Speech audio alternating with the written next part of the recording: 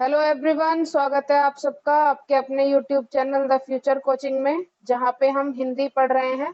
तो जैसा कि हमने पिछली क्लास में पढ़ा था छंद, ठीक है। आज की क्लास में हम पढ़ेंगे पर्यायवाची शब्द, ठीक है। पर्यायवाची शब्द, पर्यायवाची शब्द क्या होते हैं, इनका क्या महत्व है। देखो, ये कोई भी एग्जाम हो, आपका वनडे एग्जाम हो या कोई भी एग्जाम हो, उसमें ये शब्दों की बहुत महत्ता है।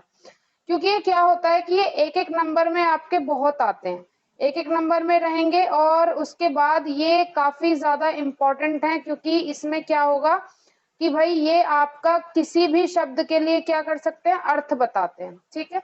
तो सबसे पहले हम जाएंगे इसकी परिभाषा के साथ। तो इसकी परिभाषा क्या कहती है, परिभाषा कहती है कि भाई ऐसे शब्द जिनका अर्थ समान हो, क्या हो, जिनका अर्थ समान हो, यानी कि वो लिखने में पढ़ने में बिल्कुल अलग अलग हैं, लेकिन उनका अर्थ क्या है, समान है, ठीक है। अर्थ समान होता है, उन्हीं शब्दों को हम क्या कहते हैं, पर्यायवाची कहते हैं, ठीक है। जैसे अगर मैं कहूं अग्नि, ठीक है, तो अग्नि का समानार्थक अगर हम कह दूं तो क्या हो जाएगा, आग भी होगा इसका, इसके आग के साथ साथ, ठीक, आग के साथ साथ इसका होगा अनल, या इसको हम पावक भी कहते हैं। देखो, सारे शब्द अलग अलग है, अग्नि अलग है, आग अलग है, अनल अलग है, पावक अलग है, लेकिन इन शब्दों का, इन सारे शब्दों का अर्थ केवल एक ही जा रहा है, और वो क्या है, अग्नि। इसी को हम क्या कहते हैं, इसे ही हम कहते हैं कि ये क्या है, ये आग का क्या है, पर्यायवाची शब्द हो जाते हैं सारे। क्लियर है इतनी चीज, ठीक है।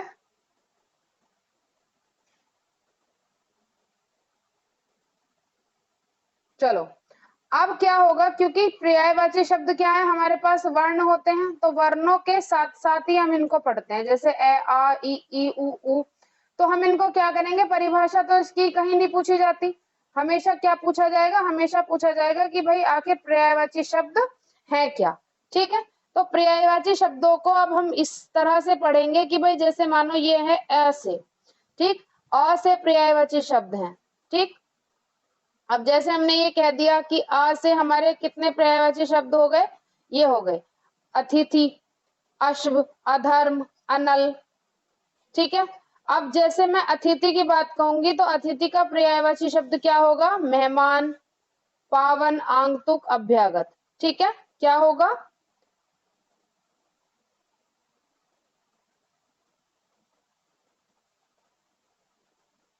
अतिथि का हमारा यही शब्द हो गया, मेहमान, पावन, आगंतुक, अभ्यागत,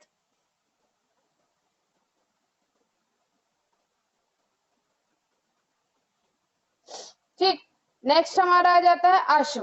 तो अश्व का हमारा पर्यायवाची क्या होगा, घोड़ा, आशु, विमान, तुरंग, घोटक, हय, तुरंगम, बाजी, सैंधव, रविपुत्र। अधर्म का ऐसे पाप, अनाचार, अनीत, अन्याय, अपकर्म, जुल्म। अचल का होगा अडिग, अटल, स्थिर, दृढ़, अविचल, ठीक। देखो, अब इसमें आपको करना क्या है, आपको इस तरह से ये पूरा पीडीएफ आपको मिलेगा, ठीक है, पर्यायवाची शब्दों का। आपको इसमें से याद रखना है कि भाई आप किस पर्यायवाची को पढ़ने जा रहे हैं, क्योंकि जरूरी नहीं है कि वो इन्हीं शब्दों को आपको लिख के दे, इन्हीं शब्दों को आपको लिख के दे, जरूरी नहीं है। वो आपको इनमें से भी किसी भी शब्द को लिख के दे सकता है, ये वाले जो आपको शब्द नजर आ रहे हैं, इनमें से भी किसी भी शब्द को वो लिख के दे सकता है। इसमें क्या होगा, मान लो जैसे हमने अलंकार कहा, ठीक है, तो अलंकार, अलंकार का क्या मतलब हो गया, जो अलंकृत करता है, यानी कि जो सजाता हो। तो सजाता कौन है, आभूषण सजाता है। तो आपसे आभूषण, भूषण, विभूषण, गहना, जेवर, इनमें से किसी भी शब्द को उठा के आपसे पूछ लेंगे और आपसे कह देंगे कि बताइए कि भाई इसका क्या पर्यायवाची है, ठीक।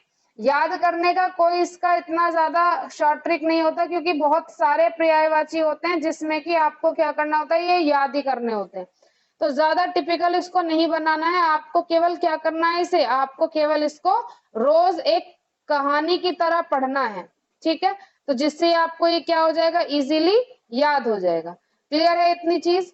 अब आगे चलते हैं, जैसे हमने कह दिया अनुपम, अनोखा, अनूठा, अपूर्व, अद्भुत। नेक्स्ट चलते हैं हमारा, जैसे हमारा अमृत हो गया।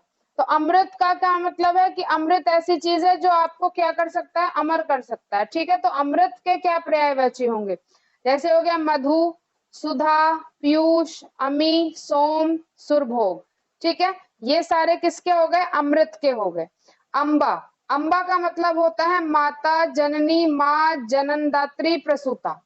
ठीक है, प्रसूता का मतलब होता है जो जन्म दे, तो अंबा भी वही होगी, माता भी वही होगी, जननी भी। तो यानी कि यहाँ से ऐसे शब्द उठाए जाएंगे जिनका आपको उम्मीद नहीं है कि ये आपको पता होगा, तो इसलिए इनको पढ़ना आवश्यक है।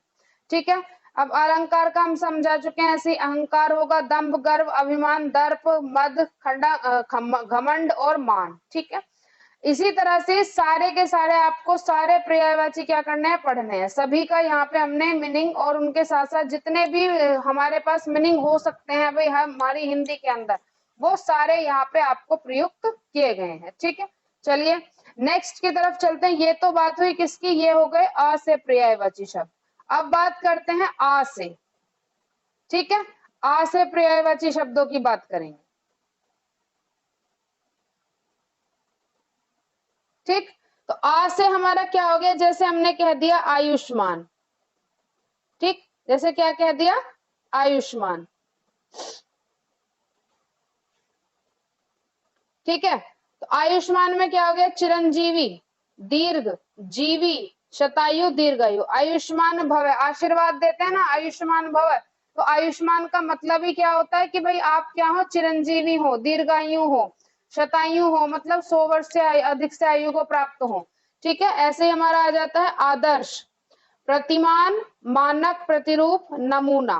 ठीक है, उसके बाद आता है आयु, अवस्था, उम्र, वय, जीवन काल, वयस, जिंदगी। ठीक है, आभूषण, जैसे मैंने कहा था कि ऊपर हमारा क्या है, अलंकार है, और नीचे क्या होगा, आभूषण। तो सेम वही चीजें आ जाएंगी इसकी कि आभूषण का क्या हो गया, अलंकार, भूषण, गहना, आभरण, जेवर। ठीक है जी, क्लियर है।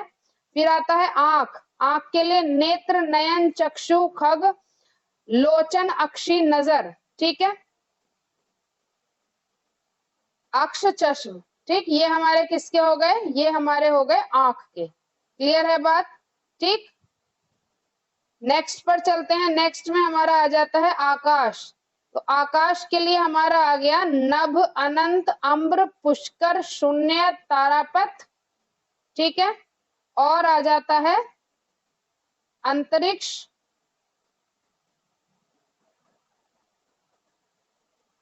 अंतरिक्ष, आसमान, फलक। ठीक, उसके बाद आ जाता है हमारा गगन और अंबर, गगन, अंबर। ठीक है, नेक्स्ट हमारा आता है आत्मा। आत्मा के लिए क्या हो गया, प्राणी, प्राण, जान, जीवन, चैतन्य। प्राणी, प्राण, जान, जीवन, चैतन्य, ब्रह्म, क्षेत्रक। ठीक है, ये क्या हमारा हो गया, ये हमारे किसके आ गए, आत्मा के। क्षेत्रज्ञ हो गया, सर्वज्ञ हो गया, सर्वव्याप्त हो गया, और विभु। ठीक है, क्लियर है बात। फिर उसके बाद हमारा आता है आदर्श। आदर्श के लिए आ जाता है प्रतिमान, मानक, प्रतिरूप, नमूना। क्लियर है बात। आम, आम एक फल है। ठीक है, जिसको हम रसराज भी कहते हैं, सॉरी फलराज भी कहते हैं। सबसे पहले तो यही याद रखना है, रसाल, अति सौरभ। ठीक है, और इसके आ जाते हैं, जैसे हम पढ़ेंगे आम्र। आम्र क्या है, आम्र इसका बिल्कुल संस्कृत वर्ड है आम्र, जो हमने मिला के क्या बना दिया, आम। सहकार, पिकबंधु, च्युतफल। ठीक है, तो ये हमारे क्या हो गए, सारे आम के लिए हो गए। क्लियर है बात। ठीक है, ये किससे हो गए, आ से हो गए। अब चलते हैं आगे की तरफ। ये हमारा क्या होगा, ई से।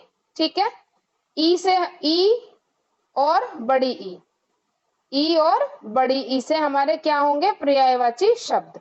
ठीक है, एक हमारा ई जो जो कि हमारा मूल शब्द में भी आता है। ठीक है, और जो हमारा बड़ी ई होता है, ये हमारा किस में आता है, दीर्घ शब्द में आता है। ये भी चीज आप याद रखिएगा। ठीक, ये भी साथ साथ हम क्या करते रहते हैं, पढ़ते रहते हैं। अब हमारे आ जाते हैं ई से और ऐ से। ठीक है,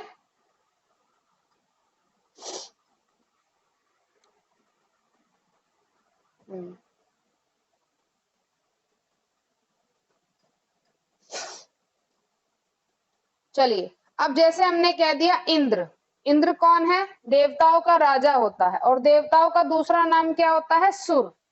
ठीक है, इंद्र कौन? देवताओं का राजा, और देवताओं का दूसरा नाम क्या होता है? सुर। तो एक हमारे पास क्या हो गया? सुरराज हो सकता है और सुरपति। ठीक, तो सबसे पहले हमें ऐसे ही शब्दों को ढूंढना है जो थोड़े से क्या कर रहे हैं? मेल से रहें। तो देवताओं को सुर कहते हैं और राक्षसों को क्या कहते हैं? असुर कहते हैं, याद रखना। ठीक है, तो इंद्र का हमारा क्या हो गया? पुरंदर, शक्र, शचीपति, सुरपति, देवराज। ठीक है, मघवा, देवेश। ठीक, मघवा, देवेश, शतक्रतु, सुत्रामा, वासव, सुरेश, बहत्रा।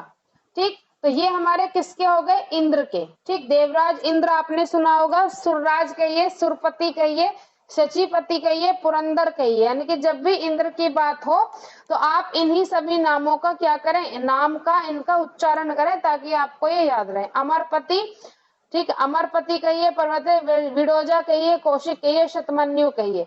ठीक, ये सारी चीजें याद कैसे होती हैं? सबसे बड़ा क्वेश्चन ये आ जाए कि भाई आप इन पर्यायवाची शब्दों को याद कैसे करेंगे? इनको याद करने के लिए रटने की जरूरत नहीं है, रटना तो किसी भी चीज को है ही नहीं। आप क्या करेंगे? आप इंद्रधनुष है भाई, ये सारे शब्द ऐसे हैं जो आप अपने, जो हमारा डेली रोज की लाइफ है, हम उसमें क्या करते हैं? इस्तेमाल करते हैं। तो आप इनके जो पर्यायवाची शब्द हैं उनको भी साथ साथ अपने मन में उनको क्या, दूसरों को मत सुनाइए, आप अपने आप से इनको क्या कीजिए? अपने आप से इनका उच्चारण कीजिए, जिससे क्या होगा कि आप इन्हें आराम से क्या कर सकते हो? पढ़ सकते हो। ठीक है, इंद्र की पत्नी कौन है? इंद्राणी। तो इंद्राणी का नाम क्या होगा? जैसे शची है, ठीक, तो शचीपति किसको कहा गया? इंद्र को कहा गया। तो शची कौन हो गए? शची हो गए इंद्र। शचीपति कौन हो गई? इंद्राणी हो गई, क्योंकि शचीपति किसको कहा गया? इंद्र को। तो पुला ये हो गया पुलोमजा, शची, इंद्रा, इंद्रवधु, इंद्री। ठीक है, ये हमारे कौन हो गए? सब ये इंद्राणी के हो गए। इंद्रधनुष, सुरधनु, जैसा कि मैंने बताया, इंद्र को क्या कहा जाता है? सुर कहा जाता है। इंद्रायुध, शक्र चाप, क्योंकि शक्र इंद्र का भी नाम होता है। ठीक, और चाप क्या होता है? देखो चाप को समझो किस तरह से ये नाम हमारे लगाए जाते हैं। ठीक, चाप होता है ये, सॉरी, चाप क्या होता है? चाप होता है ये। ठीक, यानी कि एक आपने क्या लगा दिया? आर्क लगा दिया। ठीक, और यही हमारे इंद्रधनुष की शेप होती है। तो इसी को क्या कह दिया? इंद्र का नाम दिया गया क्या? इंद्र का नाम दिया गया शक्र। ठीक है, और इसका क्या नाम दिया गया? शक्र चाप, इंद्रधनुष का। ठीक है, सप्तवर्ण,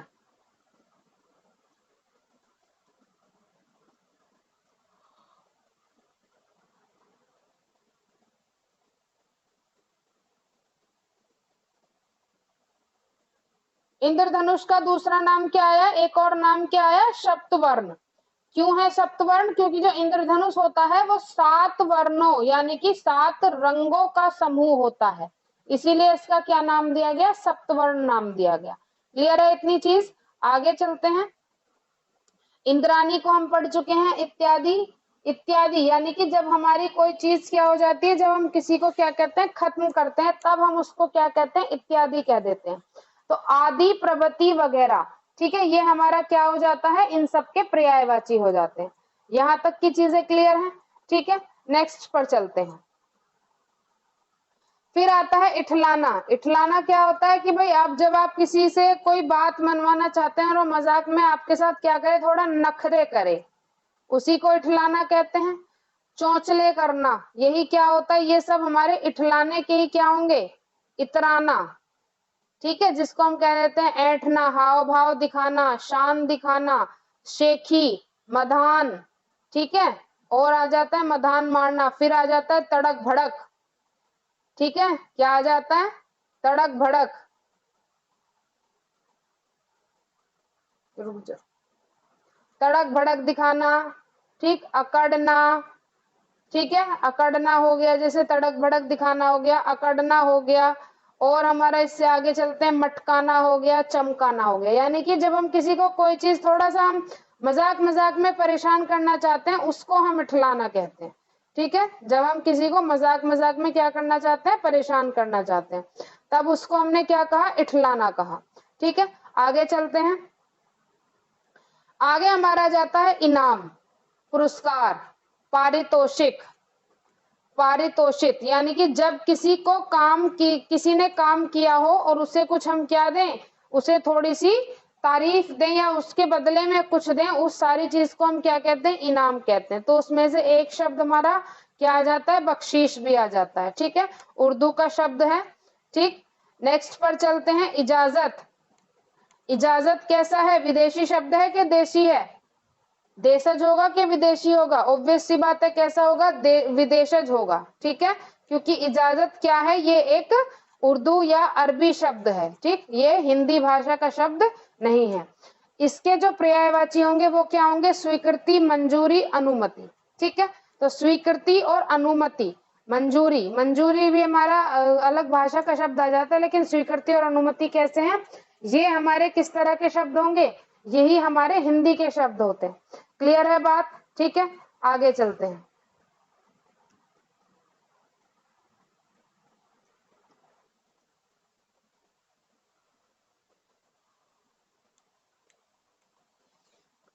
फिर हमारा आ जाता है ऐसे ही आगे आगे, इज्जत। इज्जत के लिए मान, प्रतिष्ठा, आदर, आबरू, ये हमारे इसके शब्द हो गए। इर्द गिर्द, मंडराकर, मार्ग में, चक्करदार। ठीक है, और शब्दों पर आ जाइए, रास्ते पर, रास्ते पर, घेरे में, चतुर्दिक, चारों दिशाओं में। ठीक है, तो ये हमारे क्या आ जाते हैं, ये हमारे आ जाते हैं थोड़े से किसके, इर्द गिर्द, यानी कि इधर इधर इधर उधर मंडराना या इर्द गिर्द मत करो। ठीक है, ये अगला हमारा आ जाता है इशारा। तो इशारा क्या कहता है, संकेत, इंगित, लक्ष्य, निर्देश। ठीक है, ये इशारे के लिए हो गए। इल्जाम, अगेन ये एक कैसा, देखो पर्यायवाची में भाषा का फर्क नहीं पड़ता है, पर्यायवाची में हर एक शब्दों को इसमें क्या किया जाता है, जोड़ा जाता है, वो भाषा चाहे फिर कोई भी हो। जो भी भाषा हम किसी एक देश में इस्तेमाल करते हैं, ठीक है, तो उस सारी भाषाओं को हम क्या करते हैं, उसी में उपयोग कर लेते हैं। तो इल्जाम के लिए हमारे क्या आ गए, आरोप, लांछन, दोषारोपण। ठीक है, आरोप, लांछन, दोषारोपण, अभियोग। ठीक, ये हमारे सारे कैसे आ गए, ये हमारे आ गए इल्जाम के लिए। ठीक, तो अब इसमें से दोषारोपण भी कह सकते हैं, इसमें से आपको कोई लांछन भी दे सकता है और आपसे पूछ लेंगे बताइए इनका पर्यायवाची क्या है। ठीक है, नेक्स्ट पर चलते हैं। नेक्स्ट हमारा आ जाता है ईर्ष्या। ईर्ष्या का मतलब क्या होता है, जलन। ठीक, पहला ही शब्द हमें दिख गया, जलन। डहा, मत्सर, स्पर्धा। ईर्ष्या का मतलब ही ये होता है कि आप किसी से क्या हो रहे हैं, जल रहे हैं, आप किसी को क्या कर रहे हैं, अपने कंपटीशन में ले रहे हैं, तभी तो आप उससे जलना शुरू करोगे। ठीक है, तो ये किससे हो गए, हमारे ई से ही। ठीक, तो इसी तरह से फिर अगले वाले पे हम चलेंगे, ये हमारे आ जाते हैं ये ई तक के, और ई से, और ये ई से खत्म हो गए, अब आते हैं ऊ। ठीक है, ऊ से पर्यायवाची शब्द। ठीक है, किससे आ गए, ऊ से। ठीक, अब ऊ भी हमारा कैसा है, ऊ भी हमारा किस में आ जाता है, मूल शब्द में आ जाता है, मूल वर्ण में आ जाता है, मूल वर्ण में, सॉरी शब्द में नहीं, मूल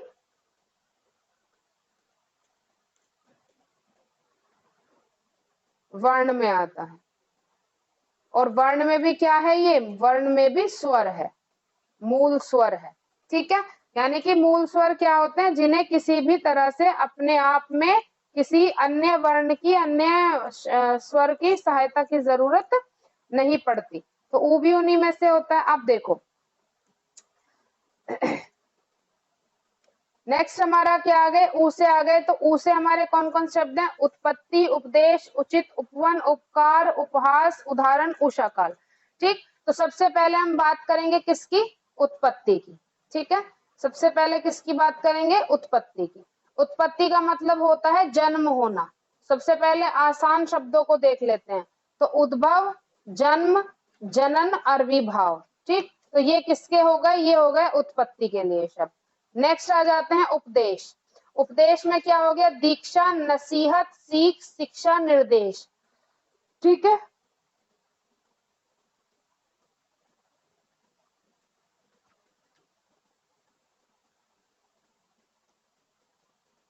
निर्देश हो सकता है या निर्देशन भी हो सकता है। ठीक है, नेक्स्ट पर आ जाते हैं। नेक्स्ट हमारा होता है उचित।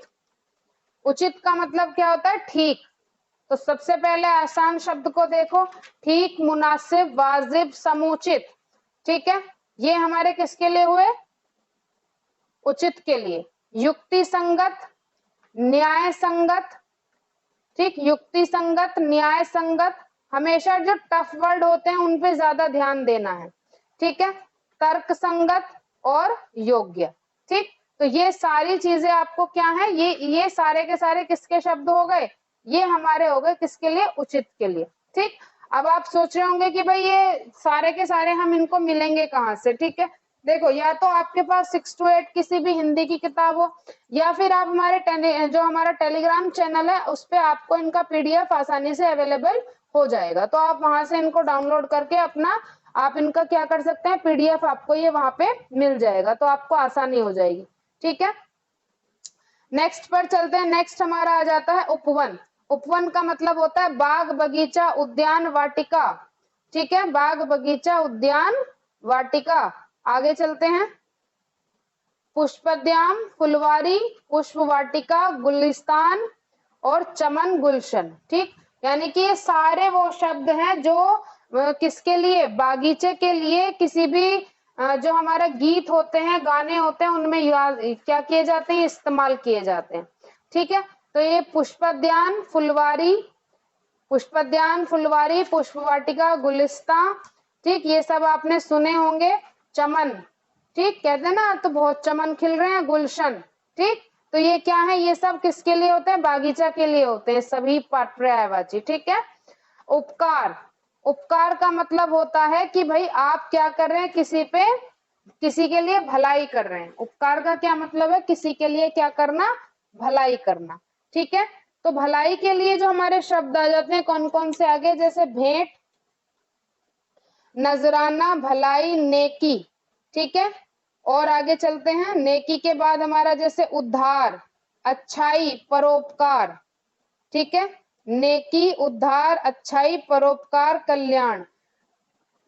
ये किस के लिए आ रहे हैं सारे शब्द? ये आ रहे हैं सब उपकार के लिए। एहसान, आभार, तोहफा। ठीक, ये सब किसके हो गए? ये सब हमारे हो गए किसके? उपकार के शब्द हो गए। नेक्स्ट पर चलते हैं। नेक्स्ट हमारा आ जाता है उपहास। ठीक है, उपहास का मतलब होता है मजाक बनाना। ठीक है, मजाक बनाना, परिहास करना, खिल्ली उड़ाना। ठीक है, उदाहरण। उदाहरण में क्या आ जाता है? मिसाल। ठीक, उदाहरण में क्या आ गया? मिसाल। उदाहरण पर चलिए। मिसाल, नजीर, दृष्टांत। ठीक है, कथा, प्रसंग, नमूना, दृष्टांत। ठीक, ये सारे किसके लिए आ गए? कथा, प्रसंग, नमूना, दृष्टांत। ये सब आ गए किसके लिए? मजाक के लिए, उदाहरण के लिए आ गए, सॉरी। ठीक है, चलिए फिर आते हैं नेक्स्ट पर। उषा काल। उषा काल का क्या मतलब है? कि जब आप क्या किसकी बात कर रहे हैं? सुबह जब सूरज निकलता है उस काल को क्या कहते हैं? उषा काल कहते हैं। ठीक है, तो उषा काल का नाम क्या होगा? अरुणोदय, प्रातः, प्रभात। ठीक है, तो ये सारे क्या हो गए? सुबह भी हम इसको कह सकते हैं, एक इसका सुबह भी हो सकता है। ठीक है भाई, तो ये हमारे किसके लिए हो गए? ये ऊ से पर्यायवाची शब्द हो गए। क्लियर है बात? ठीक, अब आते हैं अय से, सॉरी, अब आते हैं ए और अय से पर्यायवाची शब्द। ठीक, ये वर्ण के हिसाब से ही हमने सेट किए हैं, तो वर्णों के हिसाब से आप इनको पढ़िएगा। जैसे हमने कह दिया ऐश्वर्य और एकांत। ठीक, ऐश्वर्य और एकांत। तो ऐश्वर्य की अगर मैं बात करूं तो ऐश्वर्य का क्या मतलब होता है? ऐश्वर्य राय मत समझना, ऐश्वर्य का मतलब क्या है? ऐश्वर्य का मतलब होता है वैभव संपन्न, यानी कि ऐसा व्यक्ति जिसके पास पैसे की कोई कमी नहीं, तो उसको जो एक नाम दिया जाता है वो कहा जाता है ऐश्वर्य। ठीक है, तो वैभव संपन्नता, धन संपत्ति, श्री महत्ता। ठीक है, श्री किसका नाम होता है? दूसरा श्री लक्ष्मी जी का नाम होता है। ठीक है, तो श्री महत्ता, विभूति, बड़प्पन, समृद्धि और दौलत। ये सब किसके हो गए? ये सब हमारे हो गए ऐश्वर्य के लिए। फिर आता है हमारा एकांत। एकांत का मतलब क्या होता है? जहां पे आप अकेले हैं, आपके अलावा कोई और नहीं है। तो ऐसे स्थान को क्या कहते हैं? निर्जन, सुनसान, शून्य। जहां कोई भी प्रस्तुत नहीं होता, ऐसे स्थानों को क्या कहा जाता है? एकांत कहा जाता है, निर्जन कहा जाता है, सुनसान कहा जाता है, शून्य कहा जाता है। जैसे आप रात में निकल जाएं भरी भीड़ में, भरी भीड़ में कह रही हूँ, आधी रात से ज्यादा वाले समय पे आप निकल जाएं तो आपको पता चलेगा कि एकांत क्या होता है, सुनसान क्या होता है।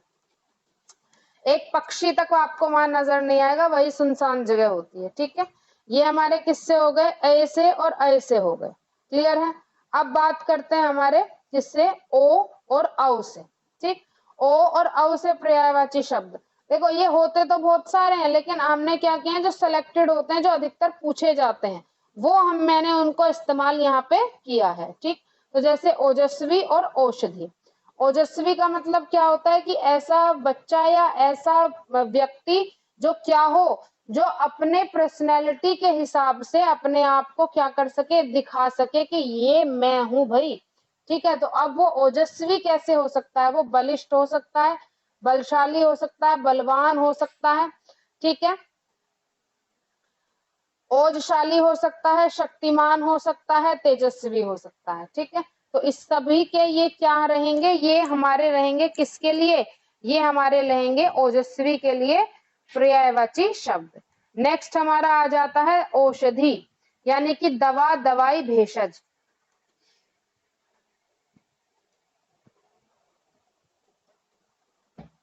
ठीक है, ठीक है, तो ये हमारे क्या किसके लिए हो गए? औषधि के लिए हो गए, दवा, दवाई और भेषज। तो ये तो बात हुई हमारे सारे जितने भी हमारे स्वर होते हैं। अब इसमें थोड़ी सी ये कुछ लोगों को लगेगा कि इतने कम है या ज्यादा है या कुछ भी। ठीक है, ये जो हमने बनाए हैं ये एग्जाम पर्पस के हिसाब से बहुत इंपॉर्टेंट है। ठीक, तो इतना अगर आप पढ़ लेते हैं तो इसके अलावा आपको कुछ भी पढ़ने की फालतू जरूरत नहीं पड़ेगी। ठीक है, तो ठीक, इसमें क्या है कि इसमें अगर आपको केवल एग्जाम पर्पस से आपको पढ़ना है, आपको ज्यादा कुछ भी ऐसा नहीं है कि आप इनको यहाँ पढ़ रहे हैं कि कोई कहानी आपने बनानी है, नहीं, आप केवल इसको एग्जाम पर्पस से पढ़िए, उसके लिए ये मोर देन सफिशिएंट है। ठीक है, ज्यादा एक्स्ट्रा आपको इनसे अलग कुछ भी पढ़ने की जरूरत नहीं है। इन्हीं में से एक एक दो दो नंबर का आपका यहीं से आ जाएगा। आपको जितने ये हमने दे दिया आप इतने पढ़ लीजिए, आपके लिए बहुत है। ठीक है, क्लियर है इतनी बात? उसके बाद अगली क्लास में होगा जो हमारे व्यंजन होते हैं। व्यंजन समझते हैं? क से ज्य तक, क से ज्य तक। ठीक है, तो अगली क्लास में जो पर्यायवाची होंगे वो हम क से स्टार्ट करेंगे। ठीक है, तो आज की क्लास में हम इतना ही रखेंगे। पढ़ते रहिए, समझते रहिए और चैनल को सब्सक्राइब भी कीजिए। Thank you so much.